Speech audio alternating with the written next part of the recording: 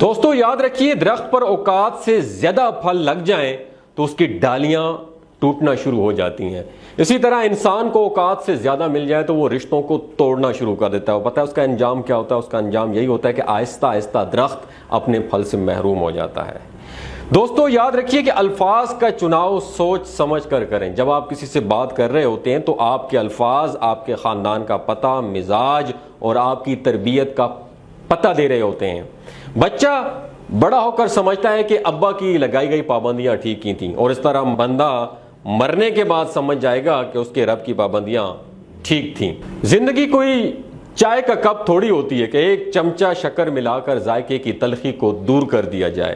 زندگی تو عمر کے آخری لمحے تک گونڈ گونڈ کر پینا پڑتا ہے اسے، چاہے تلخی کتنی زیادہ کیوں نہ ہو۔ ہم میں سے لوگ تہجد پڑھتے ہیں مگر اپنے بھائی سے بول چال نہیں رکھتے، ہر نیک کام کرتے ہیں مگر غیبت نہیں چھوڑتے۔ دوستو یاد رکھیے، اپنی نیکیاں ایسی تھیلی میں نہ جمع کریں جس میں سوراخ ہی سوراخ ہوں۔ اگر تمہیں ایک دوسرے کے اعمال کا پتہ چل جائے تو تم ایک دوسرے کو دفن بھی نہ کرو۔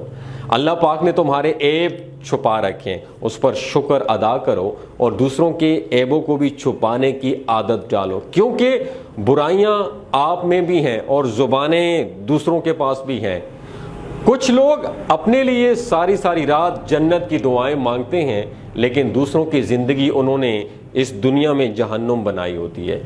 دوستو یاد رکھیے، ہم کسی کے دل میں جھانک نہیں سکتے، یہ جان نہیں سکتے کون ہمارے ساتھ کتنا مخلص ہے، لیکن وقت اور رویے جلد یہ احساس دلا لیتے ہیں کہ ہمارے ساتھ کون مخلص ہے۔ اپنی طرف سے بھرپور کوشش کیجئے، سخت محنت کیجئے، صحیح طریقہ اور جائز اختیار استعمال کیجئے، دعا کیجئے، پر امید رہیے اور نتیجہ اللہ تعالیٰ پہ چھوڑ دیں۔ دوستو یاد رکھیے، زبان دراز لوگوں سے ڈرنے کا کوئی فائدہ نہیں، وہ تو صرف شور ڈال کر اپنی بڑاس نکالتے ہیں، لیکن ڈرو ان لوگوں سے جو پی لیتے ہیں، سہ جاتے ہیں، کیونکہ وہ معاملہ اللہ کے سپرد کر دیتے ہیں۔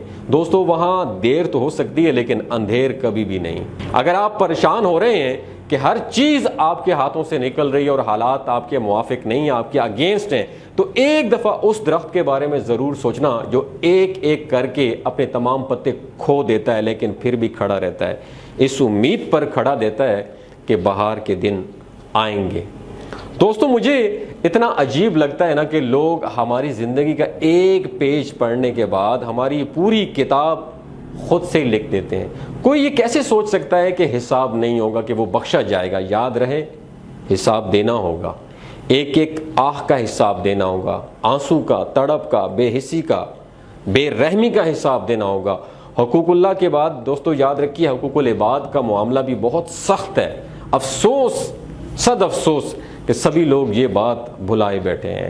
صدقہ جاریہ کی نیت سے دوستو یہ ویڈیو، یہ انفارمیشن ضرور شیئر کیجئے گا اور مختلف گروپس میں شیئر کیجئے۔ ہو سکتا ہے آپ کے شیئر کیے گئے یہ چند الفاظ کسی کی زندگی بدلنے کا ذریعہ بن جائیں اور آپ کے لیے اخروی نجات کا سبب بنے۔ شکریہ۔